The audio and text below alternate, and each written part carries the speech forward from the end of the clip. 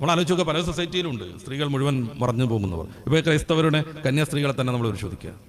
അവർ മുഴുവൻ മറച്ചിട്ടാണ് ജീവിക്കുന്നത്. എന്തുകൊണ്ടാണ് കന്യാസ്ത്രീകൾക്ക് അങ്ങനെ? അവർ വിശുദ്ധരാണെന്നാണ് വിശദീകരണം. ഓക്കെ, നമുക്ക് സമ്മതിക്കാം. ഇസ്ലാം ഏതാനും സ്ത്രീകളെ മാത്രമല്ല മൊത്തം സ്ത്രീകളെയും വിശുദ്ധകളായി കണക്കാക്കുന്നു. അതുകൊണ്ട് അവർക്ക് വളരെ മാന്യമായ ഡ്രസ് കോഡ് ഇസ്ലാം നിശ്ചയിച്ചു കൊടുക്കുന്നു.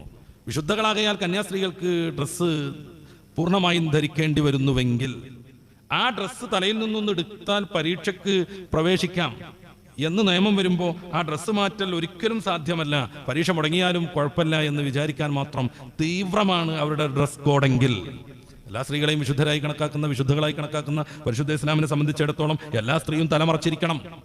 പുറത്തിറങ്ങുമ്പോൾ അവൾക്ക് തലമറക്കാതിരിക്കാൻ പറ്റുന്ന മറ്റു രീതിയിലുള്ള ഔറത്തുകൾ പ്രകടിപ്പിക്കാൻ പറ്റുന്ന രംഗങ്ങളുണ്ട്. അതും കൃത്യമായി പരിശുദ്ധ മതം പറഞ്ഞിട്ടുണ്ട്. സൂറത്തു അന്നൂറിന്റെ 31-ാം വചനം വളരെ ദീർഘമായൊരു സൂക്താണ്. ആരുടെയൊക്കെ മുന്നിൽ ഈ പൂർണ്ണമായ ഔറത്ത് ഉപേക്ഷിക്കാമെന്ന് കൃത്യമായി ആ വാക്യത്തിൽ അള്ളാഹു വിശദീകരിക്കുന്നുണ്ട്. സമയാനുസരണം നമുക്ക് അങ്ങോട്ട് പോകണം.